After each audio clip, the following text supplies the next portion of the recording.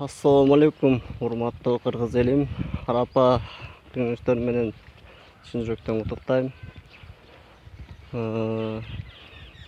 Айлана чөйрө ошо канчалык көктөгөн сайын ошончолук жагымдуу болуп келатат. Сиздерден суранарым тазалыкты сактап, ушу жол мороженое жейсиздерби, суу ичесиздерби, мусорлорго жолго таштабай ушу мусорный ящиктерге таштасаңыздар аябай жакшы болмок. Жана сиздерге дагы, өзүңүздөргө да приятный болот. Барыңыздарды тазалыкты сактоого, бекем кармоого жана тартипти сактоого чакырат элем. Барыңыздар көңүл бурганыңыздар үчүн чоң рахмат.